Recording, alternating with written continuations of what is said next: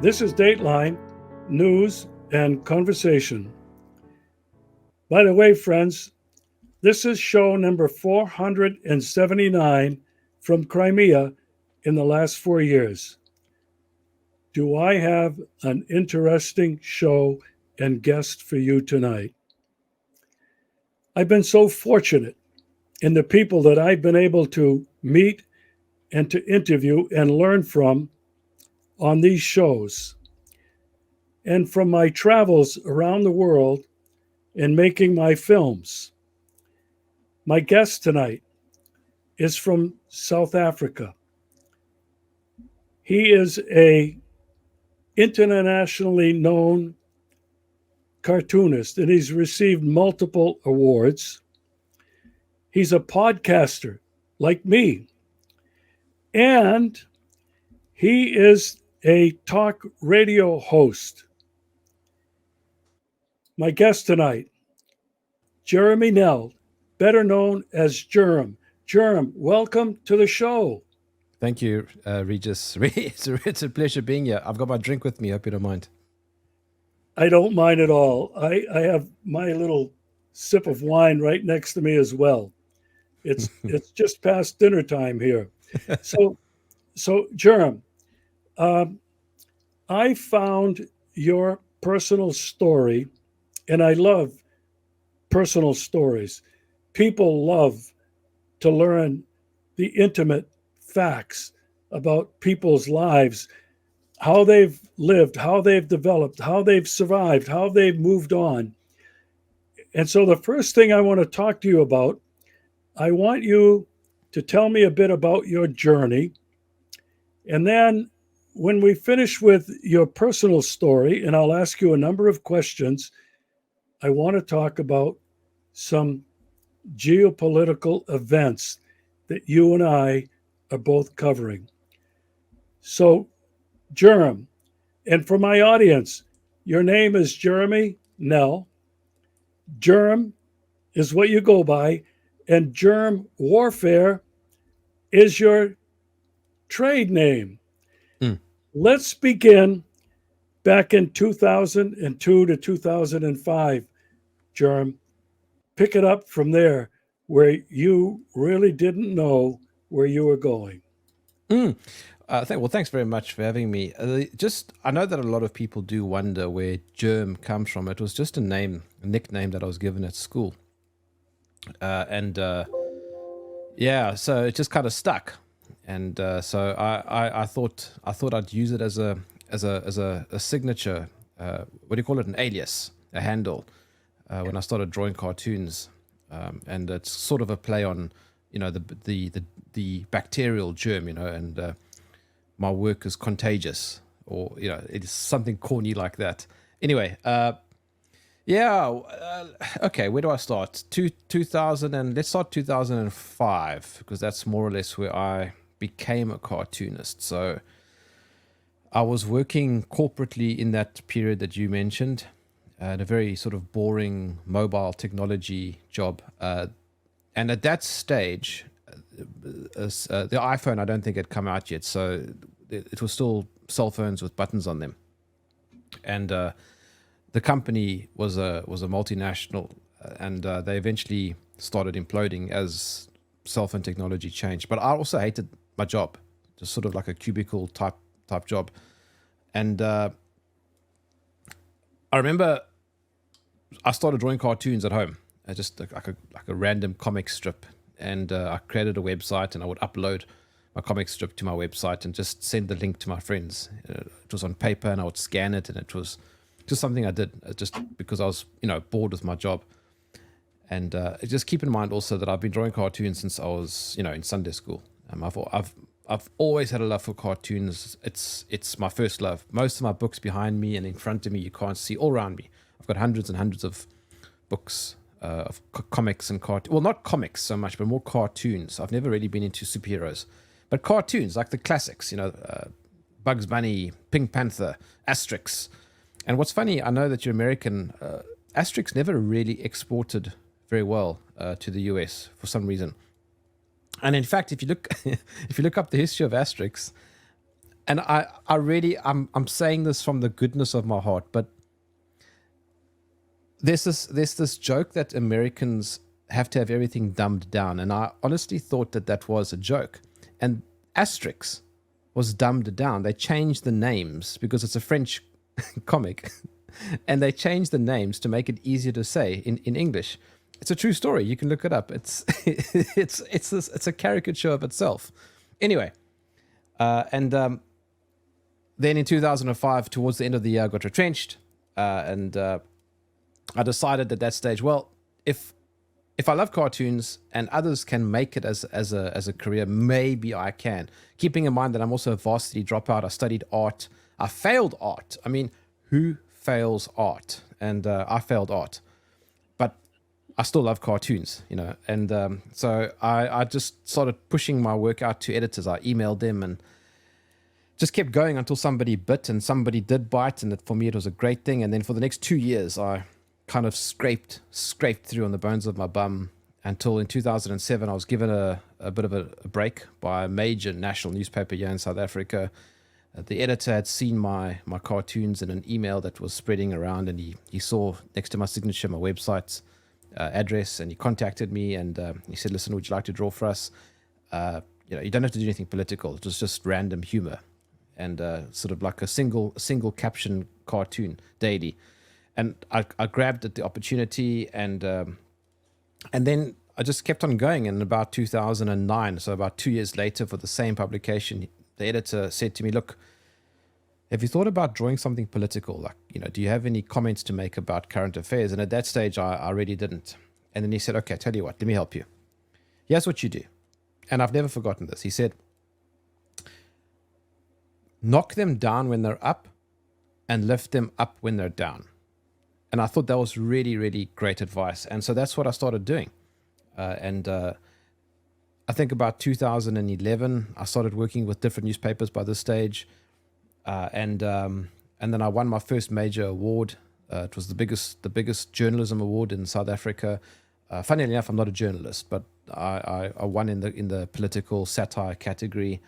And then I won a few more accolades after that, and then by about 2013, I think I published my first book with through Penguin, and then again a year later, it was now collections of my political work, and it was all mostly South African focused satire, and then some changes happened in my personal life, and over the next few years, I didn't really do terribly much in by way of political cartooning. I mean, I was kind of working off and on for newspapers, but my personal life I had a lot of sort of, there was a lot of darkness, a lot of challenges and difficulties, and then I met my current wife, my wife,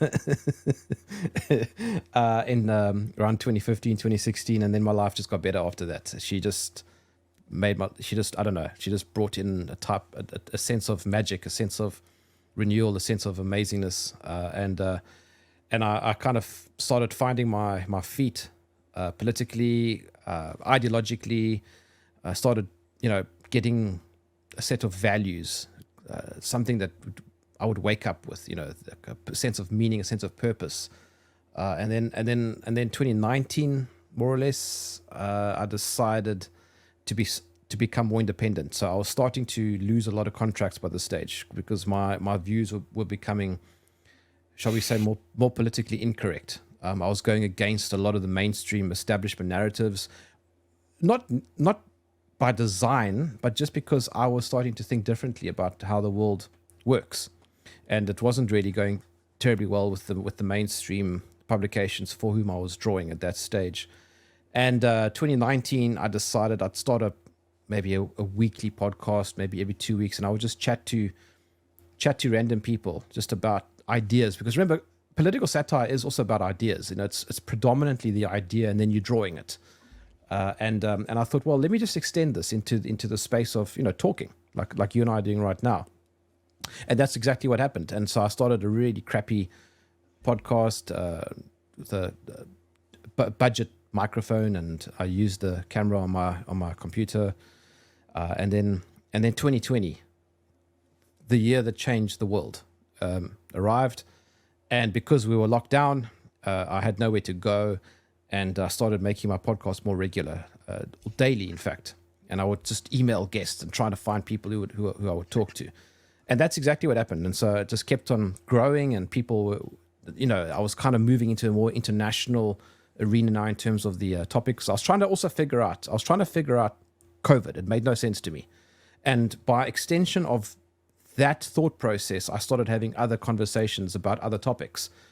And then in 2022, so about a year and a half ago, my wife and I were in the bush, because we like to go away. Because we're in Africa, we can go into the bush, camping and game parks and that sort of thing. And that's exactly what we did. And while we were in the bush, I got an email from TNT, and they said, "Look, would you like to start a show with us? You don't have to stop what you're doing; just expand it." And so then I said to them, "Look, I've got no experience in radio, like nothing. I don't know what I'm doing." And they said, "It's fine. And here we are today. I now draw my cartoons far less frequently than I did in 2019. I draw maybe twice a week, fully independently funded. I don't work for any mainstream newspaper at all. I only work off the funding from the good-hearted people around the world now, a type of patron type model, and or subscription model, shall we say. The same type of funding for my podcast, which is maybe twice a week, and then my radio show, which I do now for TNT, which is an international audience. They're based in Australia. That's daily, and it's also a talk show. So that's where we are today. I'm a cartoonist plus a talk show host, and I've learned everything as I've gone along. Well, I think your story is really amazing. I mean, it's one of personal growth. It's one of discovery. It's one of rising up from the ashes, in a sense, to reach a place that you probably never could have dreamed of. No. Were you not at least open and had the need, number one, to grow and survive. I think I've been through the same kind of journey. It's a matter of getting knocked down, getting up, and figuring out how to move forward, figuring out what the universe is trying to tell you, and following. I don't want to call it a dream. I'm not sure it's a dream, but following some kind of inner quest, the desire to continue learning, and your life is an epitome of that. And this is what attracted me to you in the first place. I love these kind of stories. Now, let me ask you a couple of questions. You really have had to struggle to survive. You mentioned on your website, and I'll post it. It's an amazing website, jermwarfare.com. That you basically were fired from a lot of print media. Yeah, everything. Everything. I can only imagine how devastating that must have been for you. Yeah. I mean, look, in 2020, I think was more or less the last time I worked for anything in the mainstream. I got fired because of my views challenging COVID. And when I say challenging COVID, I mean like everything to do with COVID. And it was just not compatible with the establishment media. And the problem is, and I think everybody will have some sympathy towards this position, but when you are married and you've got a home and you have things to pay, it becomes very touch and go in terms of how you want to fight these battles. Which hills do you want to die on? Are you willing to lose money? Because I've never sold out. I've never allowed anybody to buy me for anything, and that's come at a big cost. I've lost a lot of income. Thankfully, my wife kept us going for portions of my career. When I say my career, the latter part after I met her.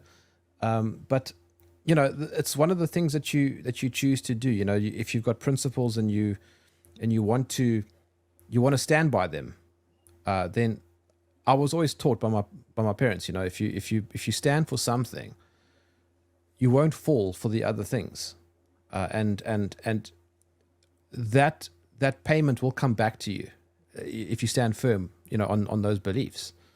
And I couldn't, within myself, draw cartoons in 2019 or 2020 in which I was being sympathetic to the COVID narrative. I couldn't, because it made no sense to me, and I needed to. I mean, I'm a political cartoonist. How can I suddenly take the position of the government when my whole career is about, you know, criticizing the government, and particularly COVID? That was like a real test, because any normal person could never possibly have sided with lockdown measures or masks or social distancing or any of that nonsense. And unfortunately, you know, part of the territory was, I guess, being fired. So I've been fired by absolutely every publication just about that I've worked for. But I see it as a blessing in disguise. Well, you know, my journey is not similar, but not dissimilar than yours. I was a patriotic American for most of my life. My undergraduate degree was in United States history.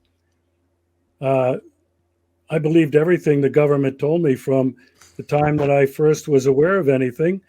4th of July, you know, Independence Day, Memorial Day, all these patriotic ceremonies.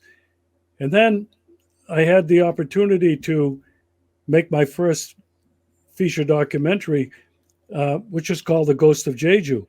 I went to this small island in South Korea, and I thought I was going to be just making a 5 or 10 minute little film about the protests that have been going on there for 7 years by farmers and fishermen in this tiny village. They were protesting the construction of a huge military naval base, Obama's pivot to Asia, that was going to destroy their village and this pristine environment. But what I found out was that after the war, immediately, and before the World War II, before the Korean War, after World War II, the people on this island rose up against the American military government in Korea. Sure.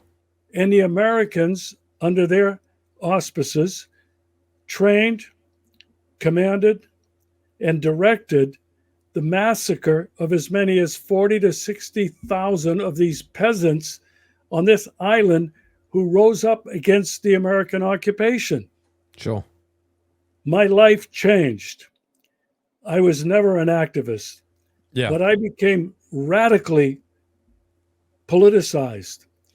And from that time, I have focused my energy on exposing the history of the United States, 500 years of genocide, the stealing of land and resources, which continues to today. And like you, I was never fired because I didn't work for anybody. I was retired. But I never charged a penny for anything I did because I felt people needed to know this information. And if I asked for money to be paid for this, they wouldn't watch it. So what I've had to do, like you, is to continue my search for truth and for meaning in the world, in spite of being rejected not only by the government with a counter narrative, but family and friends. Yeah. There's a price to pay for going against the mainstream. And so this is something that I've really admired in you. And I found that we have a lot of that in common. There's a price to pay for exposing the truth and presenting a counter narrative. You've done it with your cartoons, with your podcast, and with your radio show.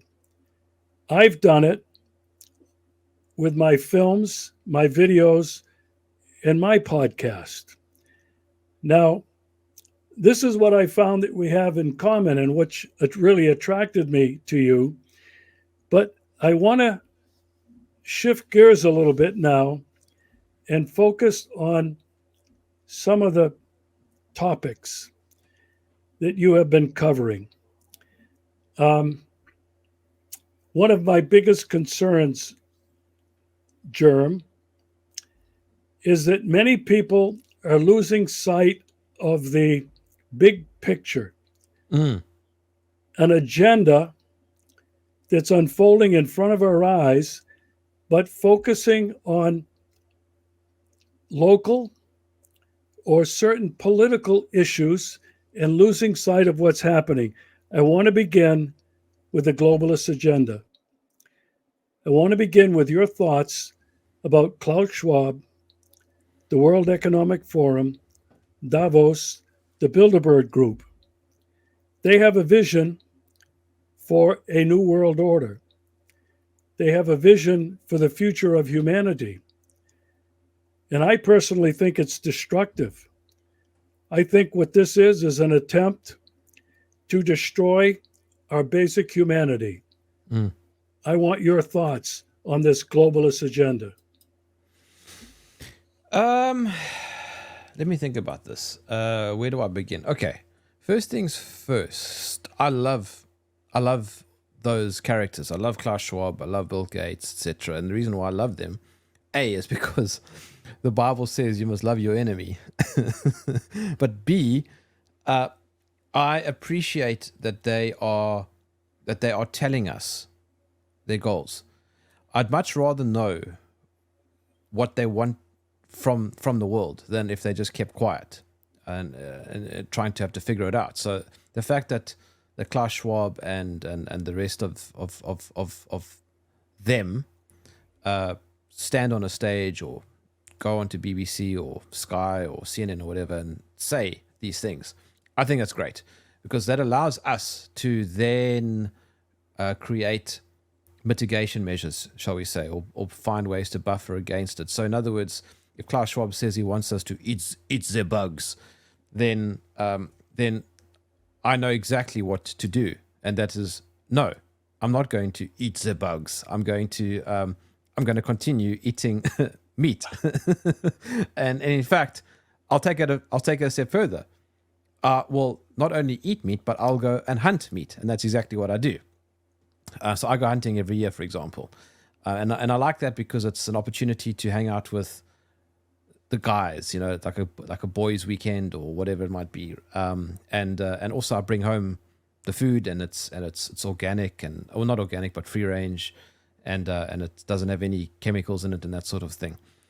In actual fact, tonight we're eating something that I hunted a little bit later after this conversation, and I know that they hate that because they want us not to eat red meat, for example.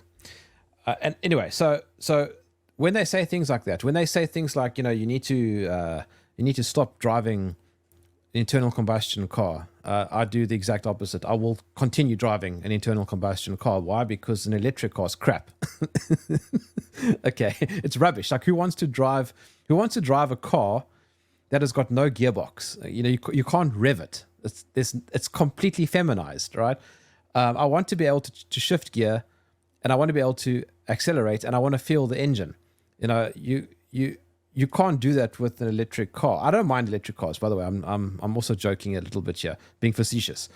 But they have to add an actual audio clip to the car to try and make it sound more more beefy.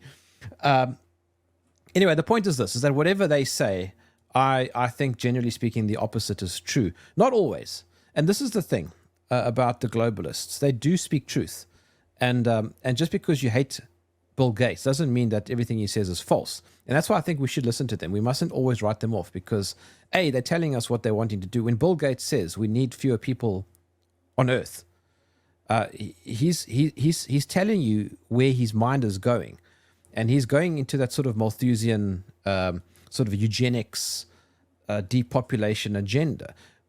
What he's saying is that the family is the enemy. In which case, I'm saying that people must get married early in life, have families, and focus more on families and having children than focusing on this hyper individualized Western culture dream of just getting a job. Like, what do you want to do with your life if that's all it is? If your goal is to leave the nest as early as possible, get into the city and delay marriage by 10, 15 years and possibly not even have a family, you're doing exactly what Bill Gates wants. You're doing exactly what the globalists want. But in terms of the globalist agenda, it goes beyond what I'm talking about. Agenda 2030, Agenda 21, sustainable development, the fourth industrial revolution, the New World Order, the Great Reset, all of these things essentially are names for the same thing. They're just sort of variations. It's kind of, they're all the same thing. They're just sort of tinkering around at the edges in terms of the differences, but it's all essentially the same thing. It's basically the sort of technocratic future that is controlled through technology and engineering and science. It's a combination of capitalism mixed with communism, but there's a strong allegiance to the state with some sort of one world governance, one world order. And you have to trust the pharmaceutical industry. You have to trust everything that's in a box. You can't eat natural food, and your baby will be grown, in a little capsule in the corner of the lounge because we don't know what a woman is anymore either. The entire breakdown of everything that is normal, that is rational. That's what their goal is. Now they see it, and this is important. They see it as a good thing, because Klaus Schwab doesn't wake up in the morning thinking that he's evil. He doesn't actually, I don't believe that any of these people think that they are evil. I don't think anybody thinks that they're evil. It's always the other person who's evil. And that's where the interesting tug of war happens, is why is it that we think that what they're doing is evil and they don't think it is? Why does Bill Gates think that the earth is overpopulated? When I fly between Cape Town and Johannesburg, which is about a 2-hour flight, 95 to 98% of the land below me is uninhabited. It's empty, completely empty. It might just be farms at best. That's it. There's no real world scenario in which I can see, at least where I am, that is overpopulation. You might think that this is the case if you're in Europe. I was in Amsterdam recently, and yes, it clearly is very overpopulated. And I can see that they struggle with space, and the 15-minute city concept will work like a charm. I don't like the idea, but they've already set themselves up for disaster because of the way that they've laid out the infrastructure. So the global agenda seems to me inevitable. It's coming no matter what. It's just coming at different stages. I'm in Africa, so I happen to probably be delayed by a few decades because everything on the African continent is behind. It's corrupted. It's we don't have a single successful state on the African continent, and I'm very grateful for that, because I am a big fan of the failed state, because the failed state means that they are too inept, too incompetent to lock us down successfully, to enslave us with digital ID and QR codes and CBDC, etc. They just cannot get it right. Our system is by default decentralized because it's so broken. It's not efficient like, let's say, Canada, where they can successfully implement digital ID, and everything is centralized and you can't get away from the state. I'd much rather live in the chaotic, albeit slightly more free, African environment. It's difficult to explain. So I think that the globalist agenda is coming no matter what, but I think it's going to get rolled out, or it is rolling out, where countries are way more, shall we say, sophisticated, centralized already, and where the infrastructure, whether it's technological or physical infrastructure, whether that stuff is already developed. Like in Europe, I think most countries in at least Western Europe are pristine examples of where the full Agenda 2030 plan will see its fruition the soonest. And I think the global south, shall we say, is going to lag behind, and I think that's a great thing. I think it's a wonderful thing to be part of, the developing world, because we aren't developed. So therefore, it's gonna be much harder to create a 15-minute city or roll out a digital ID. Let's say here in South Africa, in little pockets maybe, but certainly not across the board.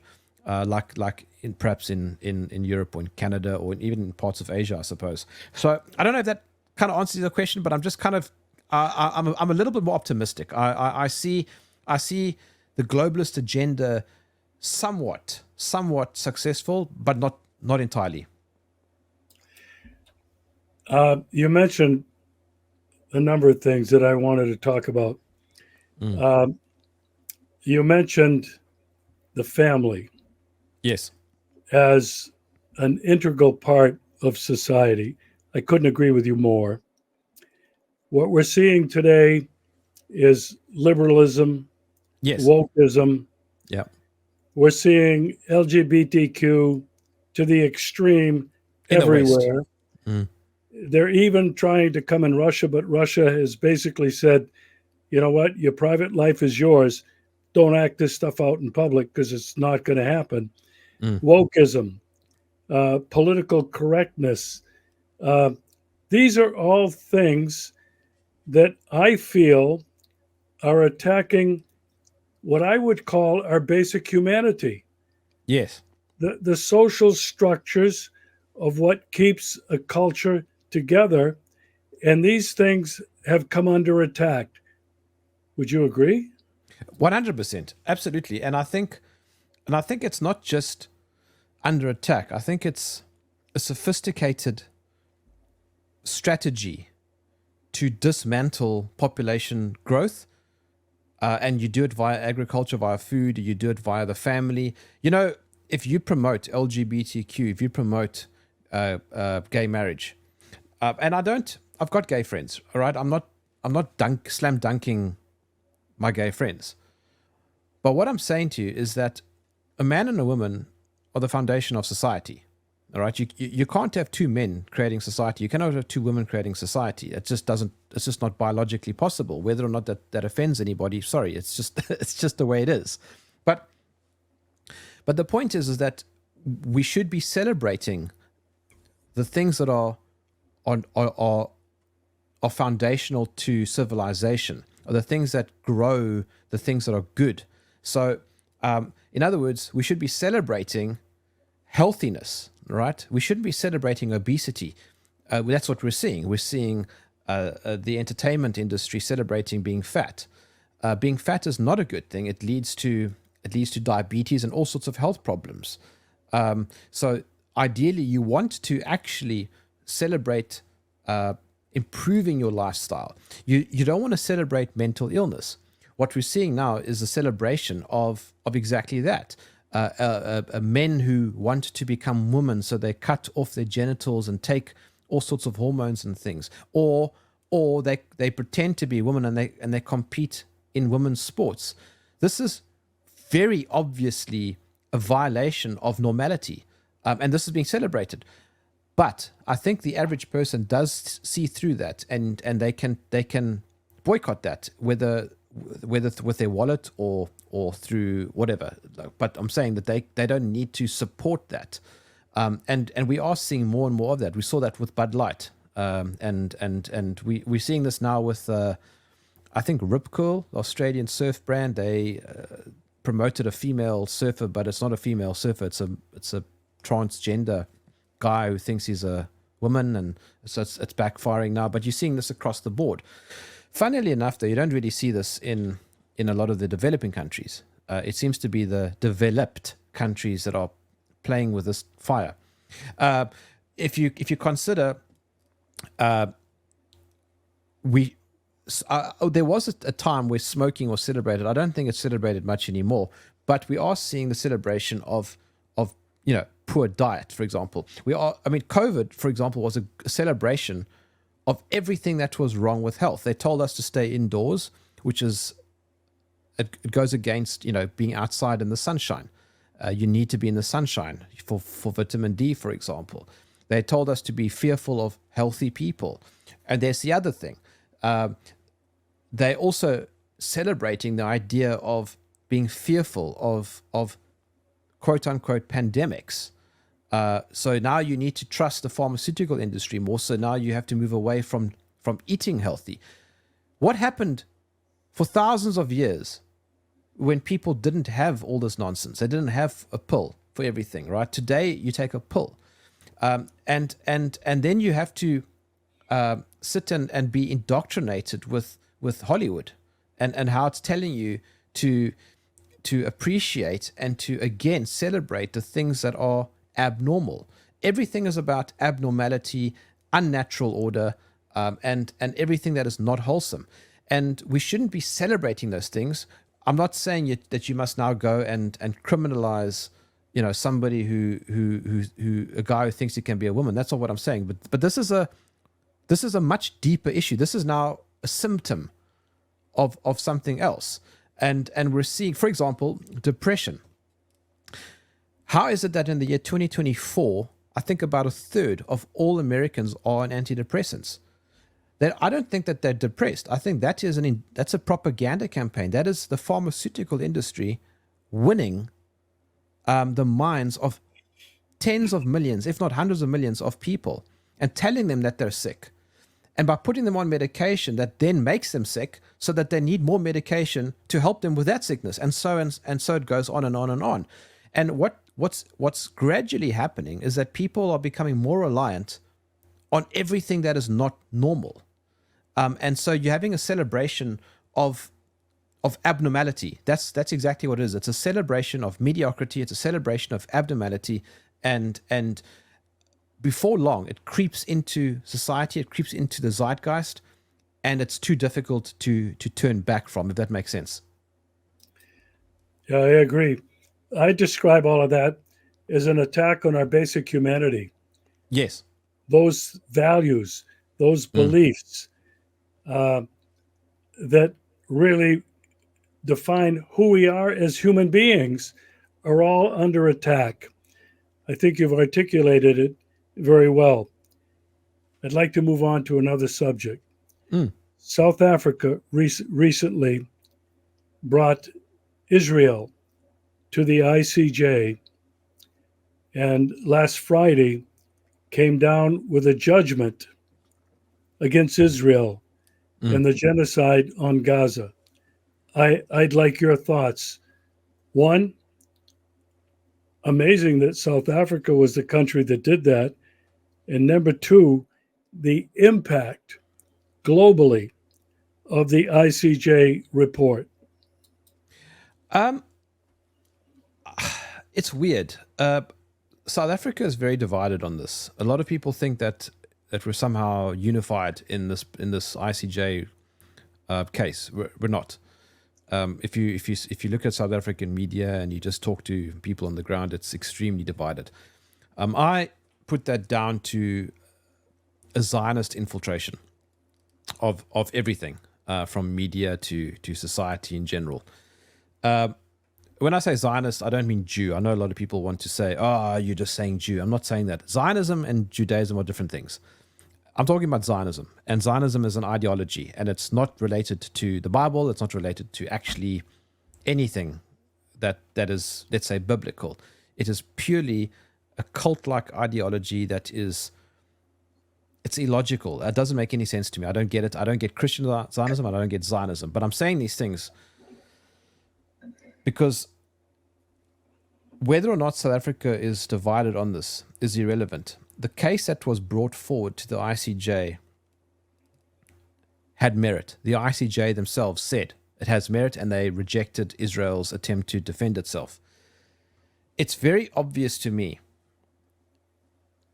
that what Israel is doing is profoundly immoral, right? It is evil.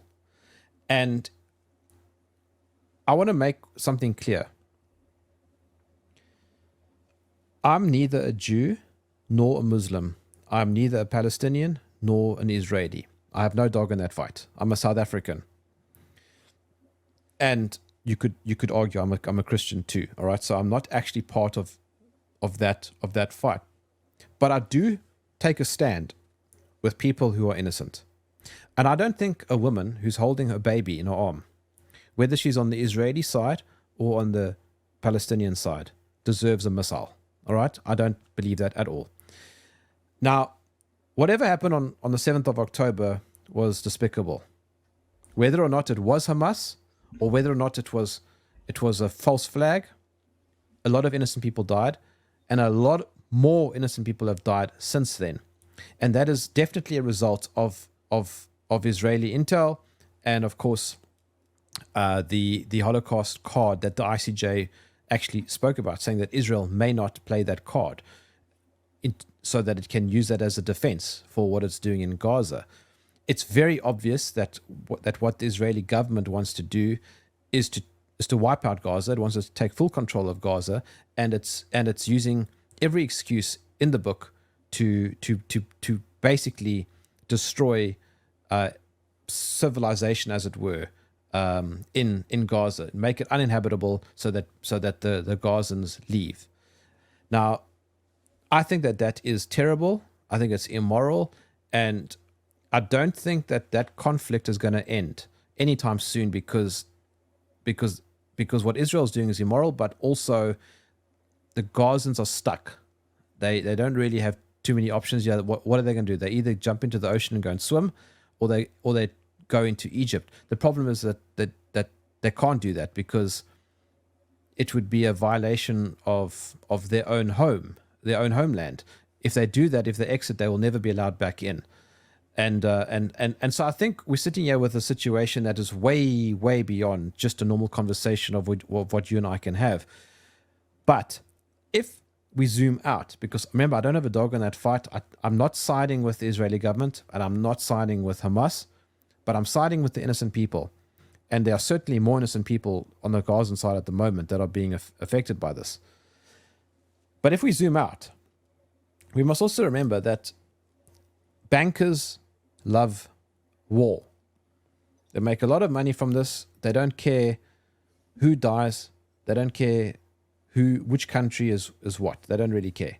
Central bankers are just interested in expanding their profit base, their client base. War is a good money-making machine. Not just that, there is absolutely a globalist agenda to try and keep people in a state of fear. And when you keep people in a state of fear, you can control them. Now, divide and conquer is also an age-old strategy of controlling people. And now we're seeing this incredible amount of division. If you don't take sides, what's going on there, you are an anti-Semite or whatever it might be. Okay, this is a black and white case of divide and conquer. We saw the same thing with masks and vaccines. We saw the same thing with Ukraine and Russia.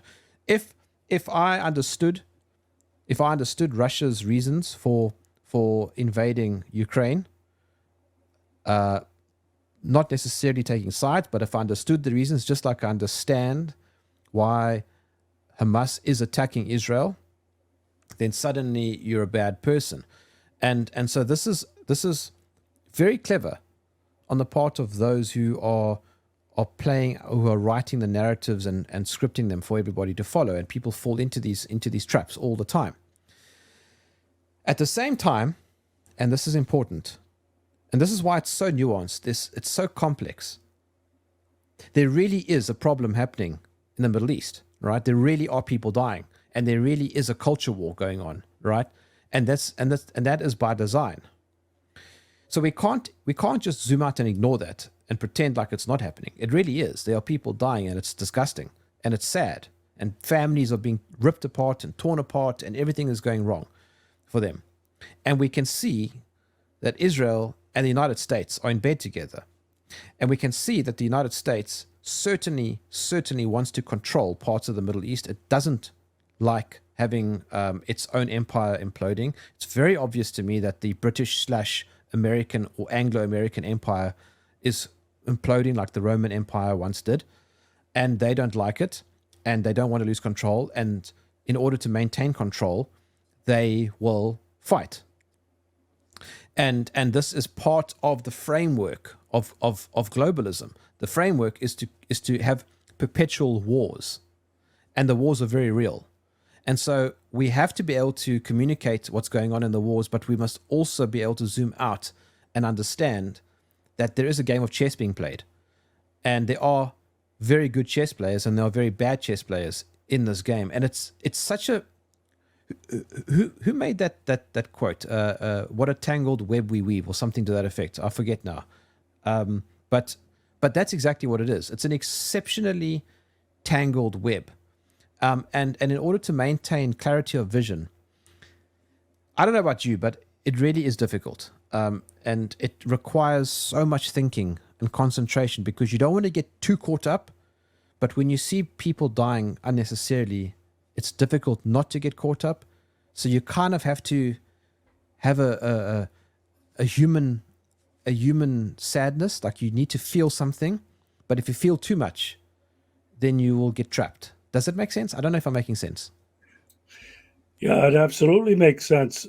There was a time in my life, I was a Catholic priest, and yeah, and one of my earliest responsibility was as a hospital chaplain. And they only called you when there was an emergency. Somebody was in intensive care, somebody had been shot, whatever it was.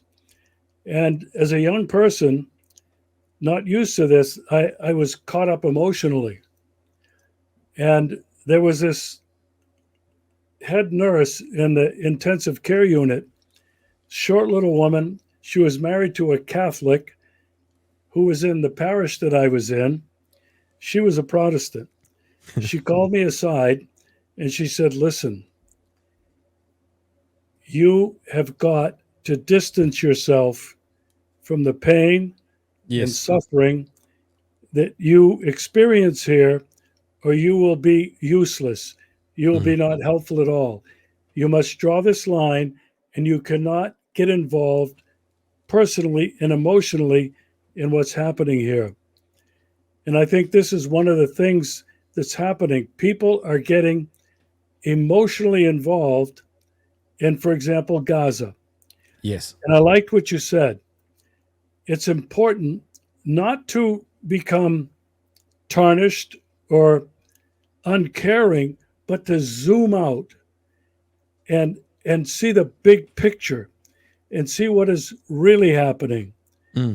Because if we're not able to do that, we are going to need pharmaceutical pills to help us get over our depression and our despair and our anger.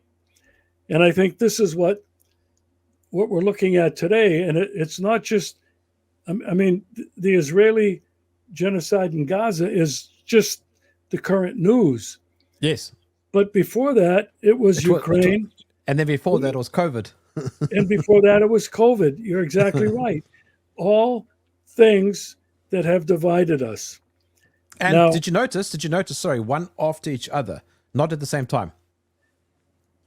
I would say that was not accidental. I think it's been all by design. As I look at the larger and zoom back the geopolitical landscape, I want to ask you another question. And Sure. I think all of this is related. BRICS, the BRICS Plus. South Africa is part of that. South Africa hosted the BRICS meetings last year. Russia is hosting them this year, later in the year. How do you see this BRICS movement going forward?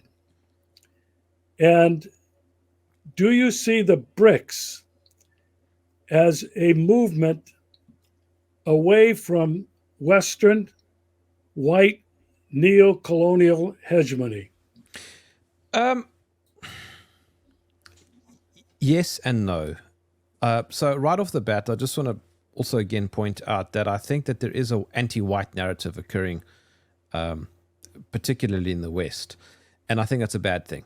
There's no harm at all in saying that it's okay to be white. Okay, there's no harm. In the same way that it's okay to be black or Asian, doesn't really matter. There's no harm in wanting to preserve and not see your own culture or your own heritage or whatever die out. I've got no issues with any of that at all. Now, with that in mind, think of a schoolyard. The kids are all in the parameters of a school, and during the break time, they're in the playground eating their lunch and doing whatever it is they do, and you'll end up with little gangs. And you might find that the bigger boys all get together. Let's say they play hockey, or I don't know what's an international sport, because I was going to say rugby, but that Americans don't really play rugby. Whatever, like a football or something. Okay, and they all get together and they bully the group of kids that might be a bit less developed, not as muscular, the nerds, shall we say.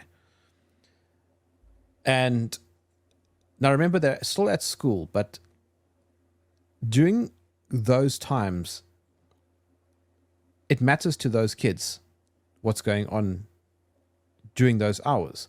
And those kids who are being bullied don't want to be bullied. And so as a result, they might start creating groups with others so that they can stand up against the bullies. And that's exactly what we're seeing. We're seeing now countries that are notoriously, let's say, maybe not underdeveloped, but perhaps less developed. Third world countries like South Africa and I suppose other African countries. All African countries essentially are third world countries. But you're seeing a collection of countries who have a history of being bullied, saying to one another, look, we don't want to be bullied anymore. And let's take a stand. And yes, we hear about how BRICS was coined by somebody, I think it was JP Morgan or whatever it might be. It doesn't really matter who coined it. The point is that you've got countries who have a history of being bullied, not wanting to be bullied anymore. Africa is notorious for Anglo-American influence. In fact, we even have, I think it's a gold or diamond company here called Anglo-American. They're not South African, and they basically are mining our own resources. And we will see, I think, in the coming years, these countries, which includes China, which was historically very backwards, and Russia and South Africa, and I suppose Brazil and India, and countries who want to become part of that group, who are taking a stand against the global bullies. The United States, and I don't hate the United States at all right?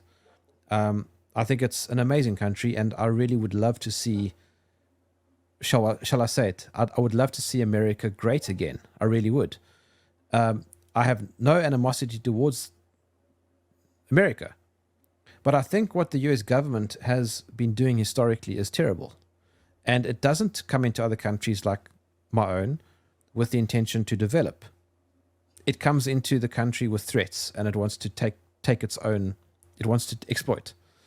And China, for example, with all its own problematic history, at least doesn't threaten with bombs and drone attacks and all sorts of stuff. It comes in with infrastructure.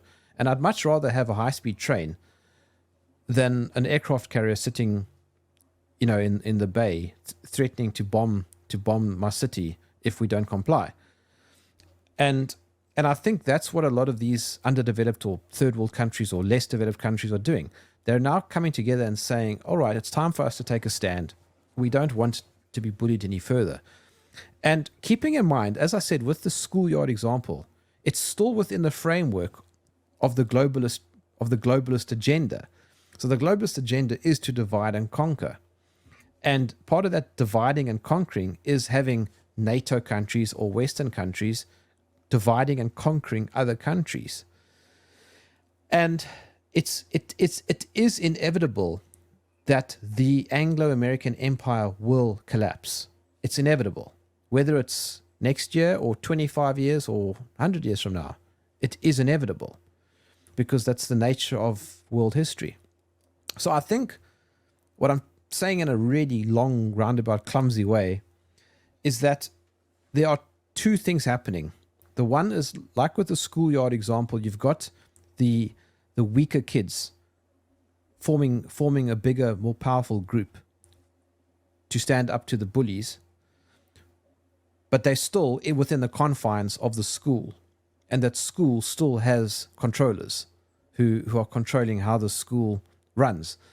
And so the two parallel agendas are running together, because to the kids that are being bullied, it matters to them that they take a stand.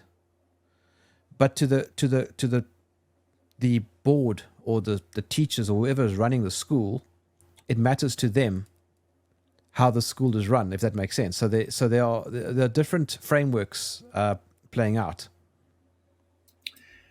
No, I appreciate that point of view. I do think it is these different countries that are tired of being bullied by the United States and the Western hegemon. Yeah, I mean, NATO. that's very clear. One of the things that you and I have in common is we're pushing back against the official or dominant narrative. Tell me a little bit about how you see your work in pushing back. Easy. Very, very easy. I just focus on localism, essentially. So one of the problems that comes from discussing ideas is that you run the risk of doing nothing. You become complacent. So in other words, the battle of ideas is necessary, but it's not sufficient. And the easy workaround to that is simply take that information and do something. I talk a lot about the white pill, the black pill and the white pill. It's the metaphor that comes from The Matrix. Great movie, the first one at least, where the blue pill is essentially you see the world and that's how it works. The red, when you swallow the red pill, you go down the rabbit hole and you pull back the curtains and you see reality as it is, right? Not as you think it is. And then the black pill, unfortunately, occurs when you become too pessimistic, too nihilistic. You see no point in anything. It's too big. There's nothing you can do. You can't change anything. Just pour a drink and enjoy the ride. That view, I think, is detrimental, and I hate that view, and I oppose it 100%. And I think everybody has the potential to fall into that mindset, the black pill mindset. You end up on antidepressants, like I was. You end up becoming reliant on drugs and alcohol and all sorts of things. And what is the point, right? You wake up with no meaning. You wake up with no purpose. And so the white pill is what I promote.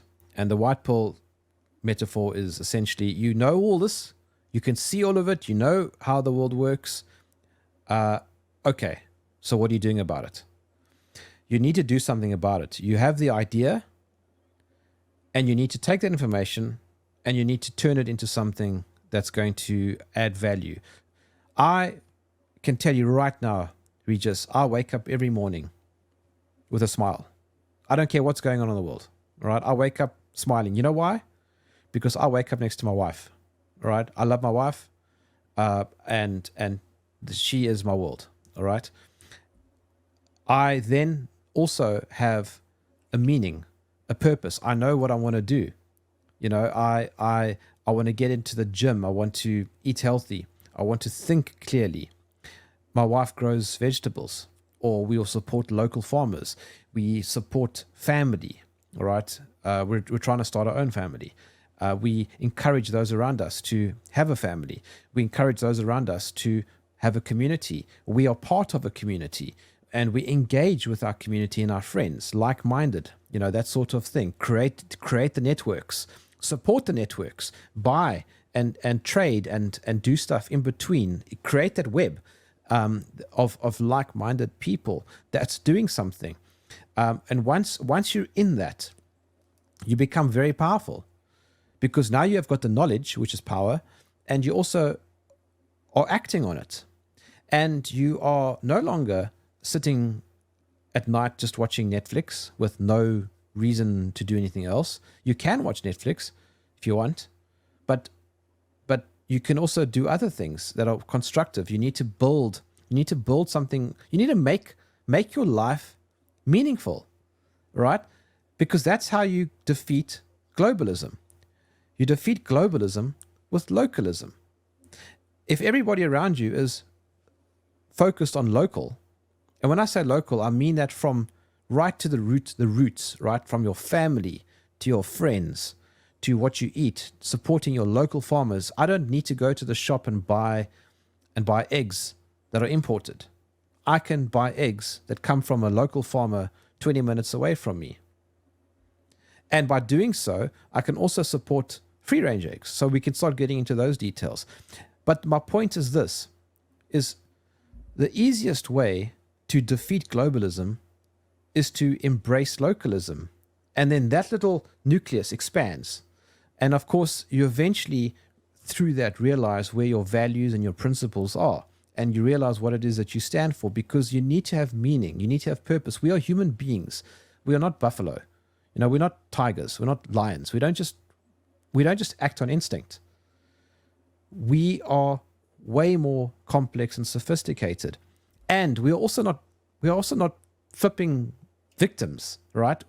They are not more powerful than us. They're not more powerful than us. They want us to be in a state of perpetual victimhood. And if that's the case, then you're black-pilled. White-pilled means you will never defeat me. And you will never take away what I have that makes me valuable to myself and to my family and to those around me. That is how you defeat globalism. Imagine if 1 million people thought like that. And so that for me is where the power lies. The power lies in coming right back to the nucleus and then going outwards. When you focus too much on the big picture all the time, you become useless. You can't do anything if all you're ever looking at is in the distance. Because if all you're ever doing is looking out over the horizon, you're going to stumble over the rocks that are in front of you. You need to be able to look down in front of you right now and see where it is that you're walking. I often talk about the Lord of the Rings story. It's my favorite movie. I know that the purists out there will hate me for saying that I love the movie. It's okay. I don't mind. The story is the same. I love Lord of the Rings because it really is a beautiful story of how you can defeat globalism. A very, very small, unassuming character. Everybody knows Frodo. He's a hobbit. There's no possible way that he can achieve what it is that Gandalf wants him to achieve. So he takes along Samwise. And Samwise is white-pilled because Samwise believes in him and he sees the goal and the vision, and he's optimistic and he understands the reality. He's not ignorant. Frodo becomes black-pilled, but it's because of Samwise that Frodo achieves the end result. And all of those races and cultures and whatever along the way, they're all very different, but they all realize that in order to defeat Sauron, both of them, they need to come together at different points in the story, and that's precisely what we see. And then they go off and they do their own thing. So they were not divided and conquered. That's why I think that more people should read Lord of the Rings, because it really does give you a wonderful insight into how you can achieve these wins. And remember, You cannot win a war if you cannot win battles along the way.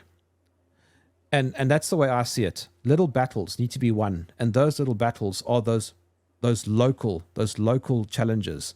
Which is why I keep saying localism defeats globalism.